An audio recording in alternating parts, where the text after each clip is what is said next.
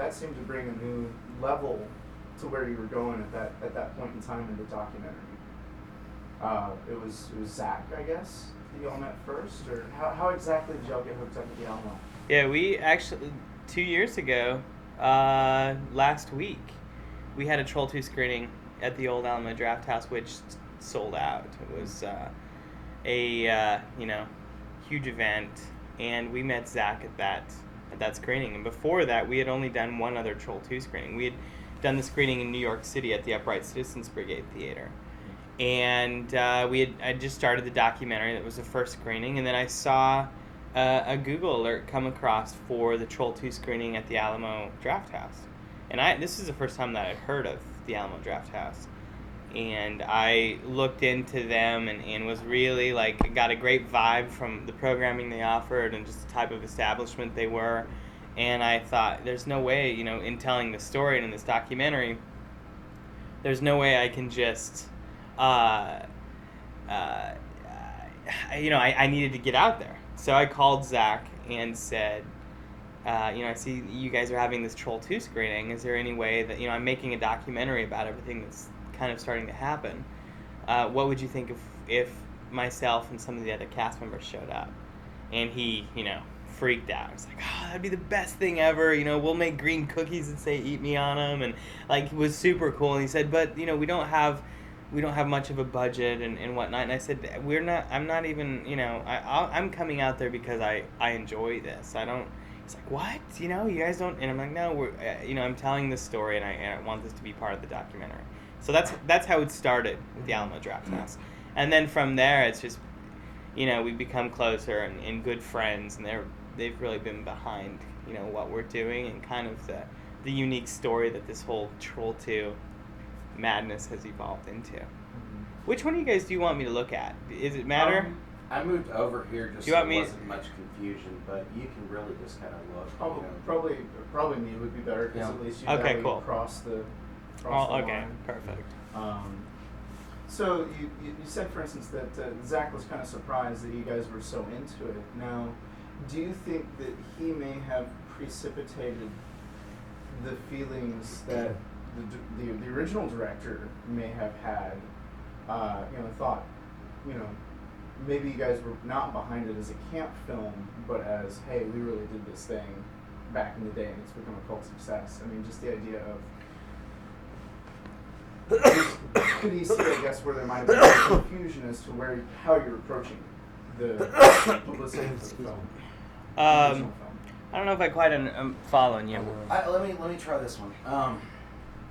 Does the director equate the humor that people find within the film to the love of the film, or does he see, as he was showing in the documentary, they're laughing in the right places, but all the wrong places too? I don't get how they're laughing at the laughter and so on. And the part that I thought was so good about best worst movie was, you connected with the fact that you could feel that he had genuine emotion and I'm happy that people are enjoying my film, but enjoying the right way, damn it. Right. Right. Now, almost to the point where you feel like he's gonna go run around and shake everybody the collars and start laughing at the right spots. Right. You pay attention to him. He's looking at me to laugh. Right. Right. It points out that there seems to be a difference of opinion looking back. You guys accept the cult status in that people enjoy it for the film that wasn't made, whereas he enjoys it for the film that really was made. How do you, can you elaborate on the discrepancy between those two? Does it, I don't know. I mean, I think, Claudio and the Italian crew, they came to Utah to make a horror movie. Mm-hmm. And all of us did our best, to make this horror film. And Claudio directed it. He made it the way that he wanted to make it, with heart and passion and recklessness. Just let's just do this. It was never intended as an unintentional comedy. Mm-hmm. There are elements of comedy in it, obviously, but a lot of the things that people laugh at are not from written elements of comedy. And so Claudio, you see him kind of, you see those processes start to turn as he realizes that people aren't just laughing at the good parts, but they're laughing at the whole movie. The whole movie has become this unintentional comedy, almost kind of like this cinematic car crash that for some reason or another you can't help but love, and is that a bad or a good thing? I think Claudio, and I agree with him in that making an impact and entertaining is the most important thing. Right. Regardless of exactly how it's done. I mean, I think the worst thing that you can do as a director is bore somebody. Mm-hmm. And Claudio has had, and his film has had much more of an impact than most of the stuff that's out there today. I mean... Was he as hurt by the misunderstanding as it seemed to us in the documentary? Hurt? No. And Claudio, his first thing was, and he's still figuring it out. It's hard to know because there's cultural, there's cultural differences between, that you just don't really know. I mean, they texted me this morning and said, we're so happy that the film's doing well at festivals, and this is really great. Claudio, like he says in one scene, he says, my only concern is to make a lot of movie. I have to make a lot of movie. Mm-hmm. And that's how he thinks. And his first thought was, when he started seeing lines of people loving this film, was, Michael, we have to make a Troll 3. While I'm in America, we shoot a promo. You go into McDonald's, grab a hamburger, scream, we make a Troll 3. So he's immediately thinking, Troll 3. So he's not he's not one of these types of guys that gets like, he's like, what, to hell with it. People love this movie. You can't tell me this is a bad thing, and I'm going to enjoy it. No, it's good. It seems like he's being an opportunist about it. Right. And even though that, obviously at the end, it says, let's look at, Troll 2 Part 2, which is obviously very exciting. Right. There was a feeling that we were like, okay, let's make sure, because then we can feel a whole lot better about the whole thing, Right. So it just ends with him sad that people misunderstood his movie.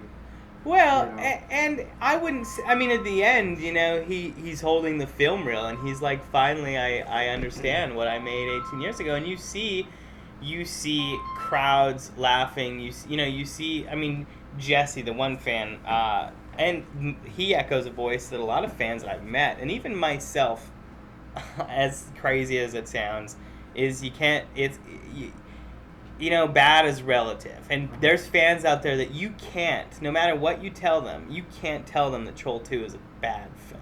Yeah. Because there's a difference between a film. Yeah, I'm sure it's made in all cinematic, principle, it's bad acting, bad writing, but it's not a bad film. People love it for what it is. And I think that how does having 400 and the other thing is fans aren't being, it's not cynical or snarky or coming from a bad place. Mm-hmm. People, it's positive. Like, I've been to these screenings, I've seen 400 people in a theater laughing their heads off and having the time of their life, and I just have a hard time. You can't tell me that's a bad thing, Right. I was gonna say, if those are you nurses, man, take the call. Yeah. I'll get it a little bit. So Thank you. I guess when you guys were shooting, everybody thought, this guy's Dario Argento, or some just unknown name, coming from over there. How did you guys get cast in it? Who cast the film, and who produced it? Right. I'll start. There was in Utah at the time, Utah was very proactive in attracting production to the state. And actually, in one of the earlier cuts of the movie, we learned that Claudio and Rosella, it was a production company called Film Mirage. It was an Italian production company, and they had been attracted by the state of Utah to film in Utah primarily because there was no unions or control from American authorities, as Claudio put it, or SAG. It was very easy to pretty much get away with whatever you wanted. And then he went to Utah and it kind of supported the story. casting was held just like it is today. You know, production comes in, finds a casting director, they call the agents. Myself, I was just barely signed up with an agency in Salt Lake City. This was my first movie audition. They called, my agency called my parents and said there's this great horror movie coming into town. Michael would be perfect for the lead, and that's how I auditioned. And I just went into a room, and much like many auditions I've been on before, you wait, you go into a room. But this one, it was like this smoke, filled room, and I just remember as a kid, this Italian chatter and not knowing what's going on. And I remember Claudio emerging, from the smoke and starting to yell like improvisation at me. Like I'd hear him say, pretend there's a spider on your face, scream. And I just remember doing a lot of screaming, and then I left. And a day later, parents got a call from the agency, said Michael's got the lead role as Joshua Waits. And we celebrated, this was stardom to me. I thought, we'll make the movie, then we'll go to the local Cineplex and we'll watch the film. Then my dad got the script, read through the script, cover to cover. And my dad and my mom, they're both they're not really creative types. And I just remember my dad scratching his head and kind of with a furrowed brow and thinking, Michael, I don't know, this is a really strange movie. Are you sure you want to do this? And I said, how did you get cast? Yeah, I was. It's a similar story to Michael's. I'm practicing dentist in Salt Lake at the time, just out there enjoying the Wasatch Range, and I had an agent named Irene Saxton. And she called me and said there was if you want to go up and audition in Park City, there's a little B-rated horror film that you could audition for if you want to. I thought, I don't know whether I want to do that. I think it was my first time to ever audition or even read a script.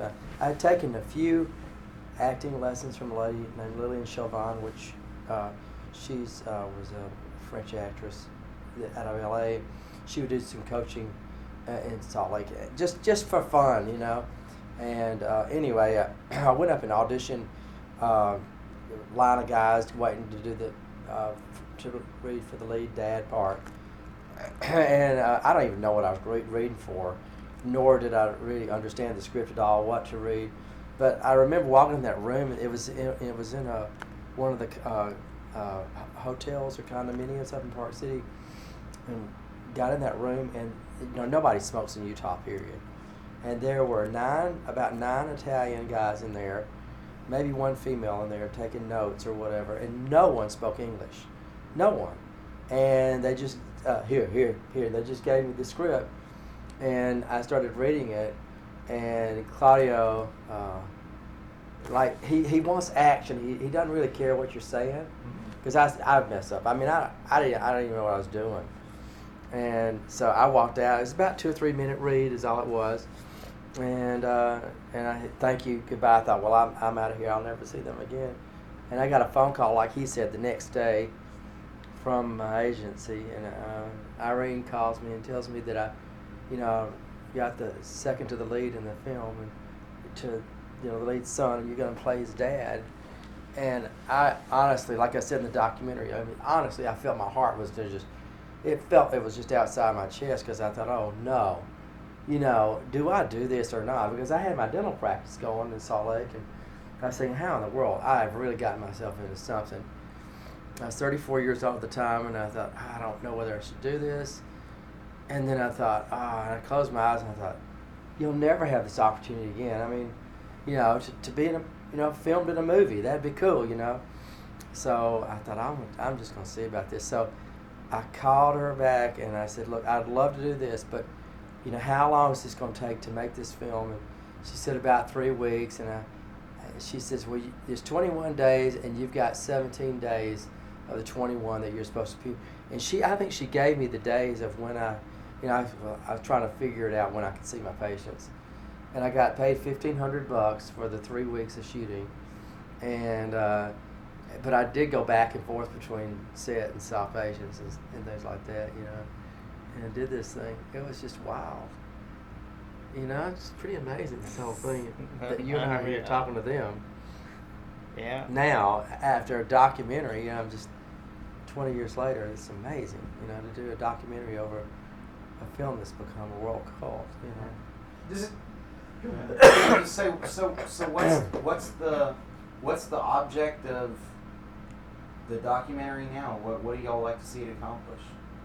I mean, for me, I've always just being back here in Austin, South by Southwest was like such an honor. I mean, from the very beginning, I've thought coming back to South by Southwest and premiere it here. It's just kind of the start of our festival, circuit. We got accepted into Hot Docs in Toronto and Boston, and we've got other festivals that we're, knock on wood, hopefully we'll get accepted into. And then ultimately, I'd really like to see a special edition, DVD with Troll 2 and the documentary and all the extras and commentary from Claudio and commentary from George and everything all together, in package. So we'll see. I mean, we'd like to do. We have such a great support and kind of built-in audience already for this, that we're talking to people about doing a theatrical, in certain cities and kind of see how that goes. So, I mean, who knows? The biggest thing is just continuing to have fun with it. And Troll 2 the musical.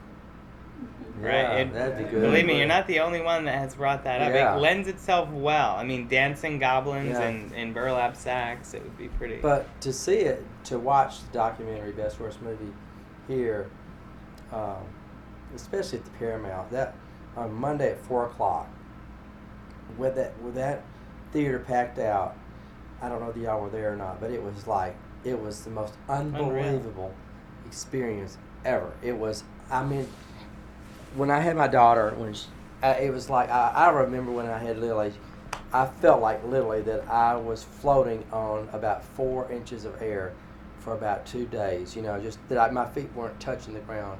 I remember that. I remember being on the elevator and they said, "You have a baby girl," and that you're about to have your child or whatever, because Mary had a C-section. And just that experience of that, it was the same feeling of just, oh my gosh, these folks are just loving this film. It was a laugh a minute, wasn't it? I mean, bellyache laughing. It was. And I thought, I'm watching a vaudeville act here, or something like that. It felt like that. It felt like I closed my eyes and I felt like the old laughter you hear from the 1920s and 30s and 40s that you just don't get anymore in a theater like this. And I'm thinking, there hasn't been a film like this in 20 or 30 years that's come along where people laugh every 5 or literally every 30 seconds. There's just a minute or two. There's just a bellyache laugh in Best Worst Movie. It's unbelievable. Then of course there's some beautiful, deep, layered moments in the film too that are profound, and it is so honest and so. It is a very sincere film, and it's beautifully put together. And I'm so blown away, really, at Michael's talent to do. It's everybody. And Katie and Andrew, all of us really put it together. George's first time seeing it was here at South by Southwest. Wow. I don't know if you knew Yeah, that's that. why I'm acting like I am. Yeah. That's why I'm a little sick too, emotionally, to watch this thing and to watch it, come together after 2.5 years of, whoa, it's huge. Is it easier to see yourself on screen in a documentary than it is to see yourself in the film? Because I know everybody has a certain level of discomfort watching themselves. Yeah, you're right. I'm so glad you asked that question. I've just been trying to figure it out since the inception of this festival itself, and I don't. Some people came up to me and said you took a huge risk at doing what you did. You threw yourself out there, and I did. I mean, but take me or leave me. This is simply who I am, kind of thing. But I trusted this guy right here, man. I did. For me, on a feeling level, and Michael, of which we both operate, I knew that we had to tell the story. We both knew it. It was just, we were involved in a miracle. It's miraculous that we were, these two actors, or whatever, especially Michael was an actor that has become this cult luminary we both had, and we just thought, we got to tell the story. And it's even more beautiful in the fact that want to say the right word, the dynamics of it all, and the fact that he was 10 and now he's 30. You know, I was 34, now I'm 54. You know, and just that whole thing where it's evolved in the relationship, that is amazing. You know, to meet somebody, you know, 20 years later, and to be able to do another film. Is it hard for you to watch the original being so young? Is it just a totally different person? It's weird. You know, it's one of those things where I almost forget that that's me. You know, like when we were editing and going, it was like, oh, we need to lose less of that kid. You know, you forget that that's you. And Me occasionally too. I'd have these moments where like, Yeah. wait, that's me? What? Yeah.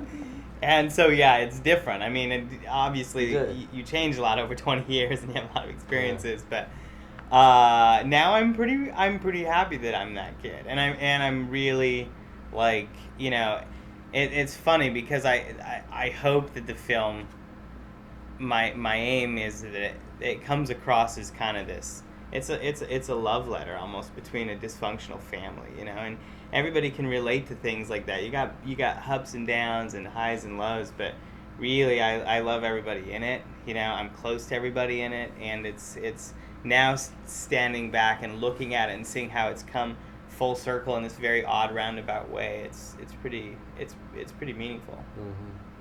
Awesome. I think that's a nice, neat bow on it. I think you guys are about time to head out. The cast of Best Worst Movie, you guys rock. Thank you Thanks. so much. Thank you. Thanks. Yeah. Could y'all just give us a slate real quick? Yeah. Do you need a I just something. What I have any concept before. Just standard old slate. You can add Rebel.com. Sure. Travel Monkey. Any of that y'all want to do. CyberMonkeyDeadSquad.com. You know, the cast of Best Worst Movie. Okay. You want us to each do one? By all means. Okay. Usually we just use it for, you know, attachments. Right. If we need it for any reason whatsoever. I just, you know, Right. filmmakers don't want to miss it in editing and not have it. Right. thought. I know all about it. My name is Michael Paul Stephenson. I play Joshua Waits, who pisses all over hospitality in Troll 2, and I'm the producer-director for Best Worst Movie, and this is CyberMonkeyDeathSquad.com. And my name is George Hardy, and I was Farmer Waits in Troll 2, and I'm also myself in Best Worst Movie, and I'm glad to be here on Crackle.com.